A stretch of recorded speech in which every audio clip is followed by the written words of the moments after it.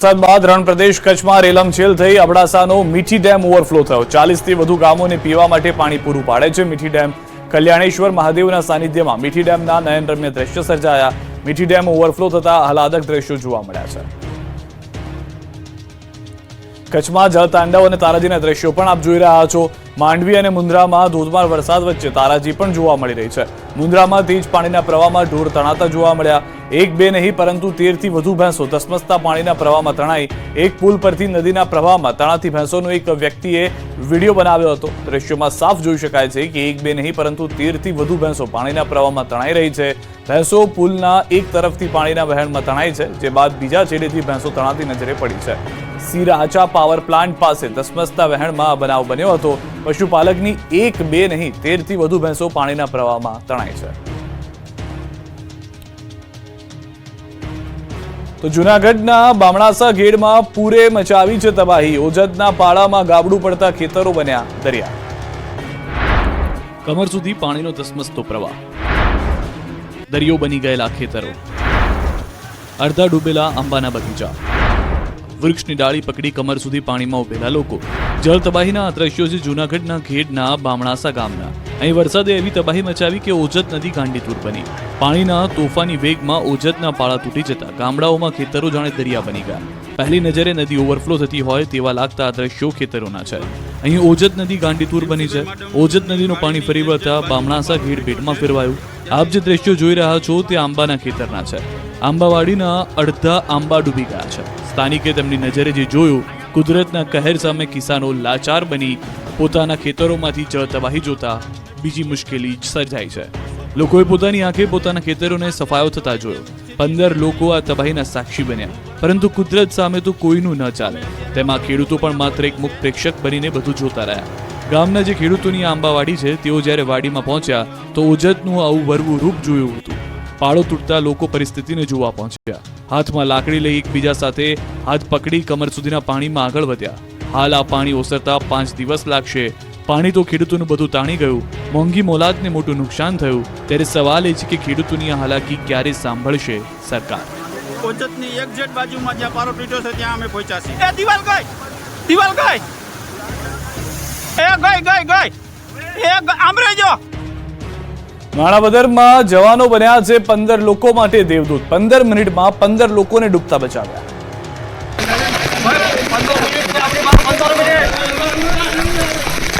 વરસાદ વધી નીકળી ગયો ને આપણે જીવ બચાવવા હવે માત્ર 15 મિનિટ છે, જલ્દી કરો। ઘેડ પંથકમાં રેસ્ક્યુ માટે પહોંચેલી એનડીઆરએફ એસડીઆરએફની ટીમના આ શબ્દો છે। ગામ વચ્ચે પૂરના પ્રવાહને જોતા સ્થિતિ અત્યંત ગંભીર લાગી રહી છે। આ દ્રશ્યો માણાવદરના ઘેડ પંથકના છે, જ્યાં પાણીના આ ધસમસતા પ્રવાહમાં 15 જેટલા લોકોના જીવ મુકાયા જોખમમાં। અંધાધાર વરસાદથી કોડવાવ ગામમાં કમર સુધી પાણી વહી રહ્યા છે। લગભગ ઘેડના મોટાભાગના ગામોમાં આ જ પ્રકારની સ્થિતિ હોવાનો દાવો કરાઈ રહ્યો છે। પાણી વચ્ચે જ ઘેડવાસીઓ જીવન જીવવા મજબૂર બન્યા છે। અહીં બાટવા ખારા ડેમના દરવાજા ખોલવામાં આવતા કોડવાવમાં ભયંકર પૂર આવ્યું। નીચાણવાળા વિસ્તારો પાણીમાં ગરકાવ થઈ ગયા। આથી એનડીઆરએફ અને એસડીઆરએફની ટીમ પહોંચી ગઈ અને ફસાયેલા લોકોને બહાર કાઢવા અભિયાન શરૂ કરાયું। જરૂરિયાતમંદ લોકોને ફૂડ પેકેટનું વિતરણ કરાયું, કારણ કે ઘરમાં હવે દાણોય બચ્યો નથી। અહીં સામે દેખાઈ રહેલા ઘરમાં કેટલાક લોકો ફસાયેલા છે, જેને બચાવવા ખાસ અભિયાન શરૂ કરાયું। અહીં સુધી પહોંચવું ખૂબ મુશ્કેલ હતું, કારણ કે ગામની શેરીમાં કમર સુધી પાણીનો ધસમસતો પ્રવાહ છે। જો કે દેવદૂત બનીને આવેલા જવાનો એક ઘર સુધી પહોંચી ગયા। આટલા પાણી વચ્ચે પણ જીવના જોખમે ઘરમાં બેસી રહેલા લોકોને ટીમ સલામત સ્થળે ખસેડી રહી છે, કારણ કે ડેમના વધુ દરવાજા ખોલાય તો અહીં ગામમાં મોટી હોનારત સર્જાઈ શકે છે। દ્વારકામાં પૂરના પાણીમાં રમકડાની માફક તણાઈ ગઈ ગાડીઓ। દ્વારકામાં મેઘરાજાએ તોફાની બેટિંગ કરતા અનેક ગામડાઓના હાલ બેહાલ થઈ ગયા છે। નદીઓએ રૌદ્ર સ્વરૂપ ધારણ કરી લેતા ચારે બાજુ વિનાશ જ વિનાશ થયો। ત્યારે દેવભૂમિ દ્વારકાના કલ્યાણપુરમાં ભારે વરસાદને પગલે જનજીવન અસ્તવ્યસ્ત બન્યું। નદીઓ બે કાંઠે વહી રહી છે, ત્યારે અનરાધાર વરસાદથી સર્જાયેલ તબાહીના દ્રશ્યો સામે આવી ગયા। જોઈ શકાય છે કે એક કાર રમકડાની જેમ પૂરમાં તણાઈ રહી છે, ધસમસતા પ્રવાહ વચ્ચે ફંગોળાઈ રહી છે। કચ્છથી લઈને સુરત સુધી મેઘાએ સર્જી તારાજી। નદીના પૂરમાં તણાયા વાહનો। સૌરાષ્ટ્ર અને કચ્છમાં ભારે મેઘ ખાંગા થયા છે। અબડાસામાં ભારે વરસાદને કારણે ટ્રેક્ટર તણાયું તો માંડવીમાં પણ પાણીના જોરદાર પ્રવાહમાં કાર રમકડાની જેમ તણાઈ। તો આ તરફ દ્વારકામાં પણ પાણીના જોરદાર પ્રવાહમાં કાર તણાતી હોવાના દ્રશ્યો સામે આવ્યા। જુઓ કચ્છના અબડાસા તાલુકાના ડુમરાના દ્રશ્યો। અહીં પૂરના પ્રચંડ વેગમાં તોતિંગ ટ્રેક્ટર તણાયું। સદનસીબે ડ્રાઈવરનો આબાદ બચાવ થયો। પાણીના ધસમસતા પ્રવાહ વચ્ચે એક ટ્રેક્ટર ચાલક ફસાયો હતો। જોકે ઘટના અંગેની જાણ થતાં જેસીબી મશીન ઘટના સ્થળે પહોંચ્યું અને ડ્રાઈવરને હેમખેમ બહાર કાઢ્યો। આ ઘટના કેમેરામાં કેદ થઈ। આ તરફ કચ્છમાં માંડવીમાં ધોધમાર વરસાદ વચ્ચે એક મોંઘીદાટ કાર પાણીમાં ફસાઈ ગઈ હતી. માંડવી ગુદિયાળા ગામમાં ભારે વરસાદને કારણે કોઝવેમાં કાર ફસાઈ હતી, જેને બહાર કાઢવા માટે સ્થાનિકોએ પ્રયાસ હાથ ધર્યા હતા. તો કલ્યાણપુરમાં ભારે વરસાદને કારણે વ્યાપક તારાજી સર્જાય છે. કલ્યાણપુરમાં 11 ઇંચ વરસાદ ખાબકતા મામલતદાર કચેરીની દિવાલ પણ ધરાશાયી થઈ. સોમવારે ખાબકેલા ધોધમાર વરસાદના પાણીના પૂર દિવાલો તોડીને નદીઓમાં જતા રહ્યા નજરે પડ્યા.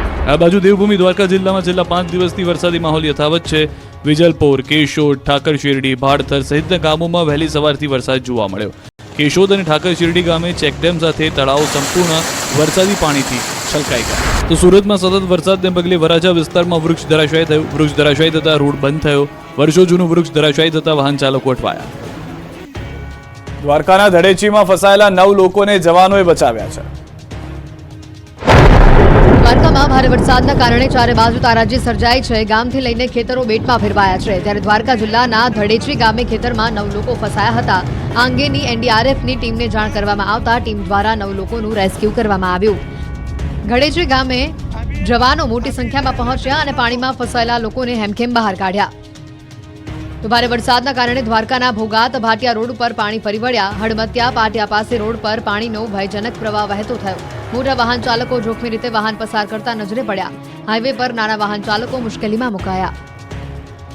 દ્વારકામાં સતત બીજા દિવસે પણ મેઘો બન્યો મુસીબતરૂપ.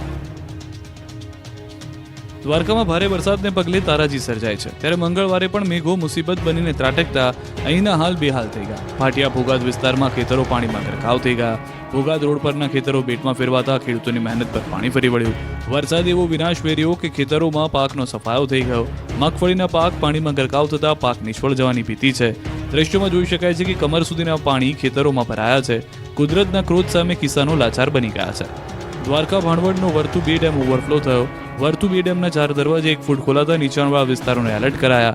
14 ગામોને એલર્ટ કરવામાં આવતા જામરાવલ સહિતના નીચાણવાળા 14 ગામોને એલર્ટ કરાયા.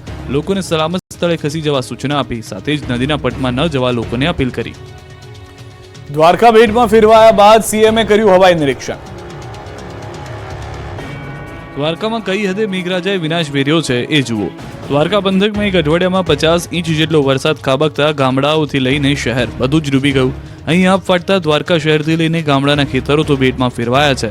જ્યાં જ્યાં નજર કરો ત્યાં ત્યાં માત્ર ને માત્ર આકાશી આફતની ખતરનાક તસવીર જ દેખાઈ રહી છે. ખેડૂતો હોંશે હોંશે પોતાના ખેતરોમાં પાકનું વાવેતર કરી રહ્યા છે.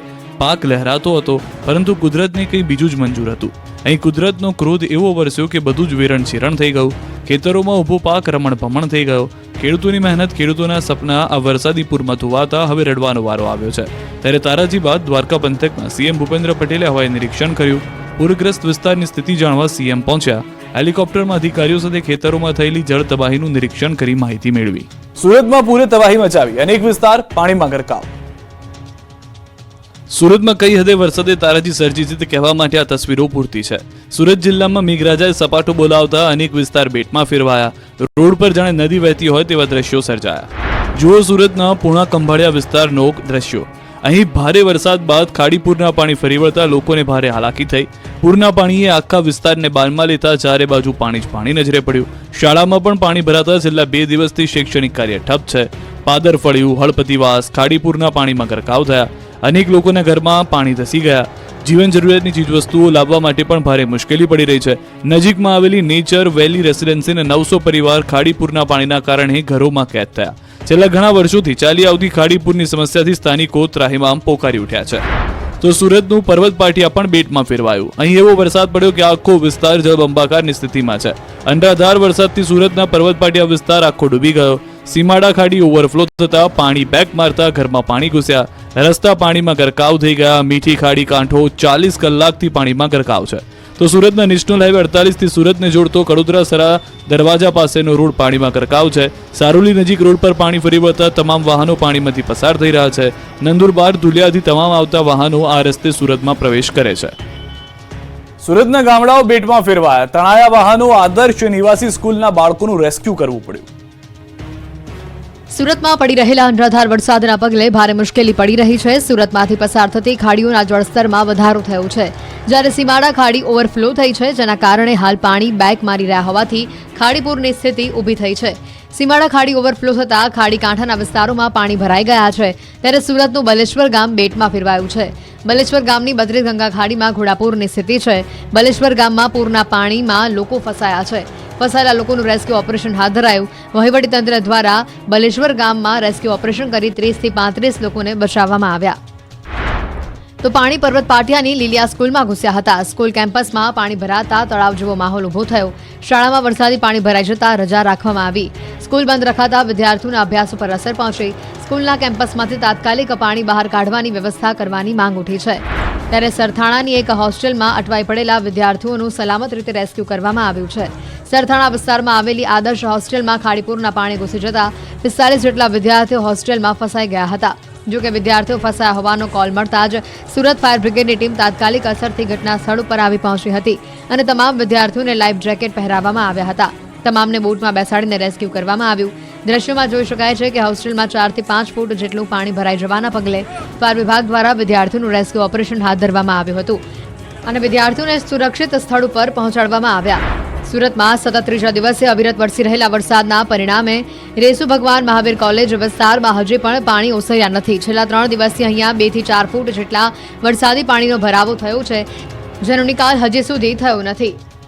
જેના પરિણામે સેંકડો લોકો અત્યારે હેરાન પરેશાન થઈ રહ્યા છે. 20 થી 30 જેટલી ગાડીઓ પાણીમાં ગરકાવ થઈ છે. સુરતમાં વરસાદે સપાટો બોલાવી દીધો છે. રોડ દરિયા બની ગયા છે. સુરતમાં મેઘરાજાએ સવારથી જ ધડબડાટી બોલાવતા ડાયમંડ નગરીના હાલ બેહાલ થઈ ચૂક્યા છે. જ્યાં ત્યાં માત્ર ને માત્ર પાણી જ દેખાઈ રહ્યું છે. સુરતના નેશનલ હાઈવે 48 થી સુરતને જોડતો કડોદરા સરા દરવાજા પાસેનો રોડ પાણીમાં ગરકાવ થયો છે. અહીંયા એવું પૂર આવ્યું કે આખો હાઈવે જ પાણીમાં ગાયબ થઈ ગયો. રસ્તો શોધે પણ મળતો નથી. જાણે કોઈ નદી વહેતી હોય તેવું લાગે છે. સારોડી નજીક રોડ ઉપર પાણી ફરી વળતા તમામ વાહનો પાણીમાંથી પસાર થઈ રહ્યા છે. નંદુરબાર ધુલિયાથી તમામ આવતા વાહનો આ રસ્તે સુરતમાં પ્રવેશે છે, તેને મુશ્કેલી પડી રહી છે. આ બાજુ સુરતમાં છેલ્લા 48 કલાકથી સતત મેઘરાજા તોફાની બેટિંગ કરી રહ્યા છે, જેને લઈને સુરતના લોકોની મુશ્કેલીમાં વધારો થયો છે. શહેરના પોશ વિસ્તાર ગણાતા સિટી લાઇટ વીઆઈપી રોડ આખો બેટમાં ફેરવાયો છે. રસ્તા પર 3 થી 4 ફૂટના પાણી ભરાયા છે. સિટી બસ સહિત વાહનો પણ પાણીમાં ગરકાવ થઈ ગયા છે. ભગવાન મહાવીર યુનિવર્સિટી પાસે છેલ્લા 3 દિવસથી આ જ સ્થિતિ છે. 3 દિવસથી સુરતમાં પાણી ઓસર્યા નથી. સુરત જિલ્લાના બારડોલીમાં અવિરત ધોધમાર વરસાદના પગલે નગરમાં વૃક્ષો ધરાશાયી થવાની ઘટનામાં વધારો થયો છે. બારડોલીના કાલિકા ચોક પાસે વડનું મોટું વૃક્ષ શૌચાલયના મકાન ઉપર ધરાશાયી થયું. બારડોલી ફાયરની ટીમે ઘટના સ્થળે પહોંચી વૃક્ષને હટાવવાની કામગીરી હાથ ધરી.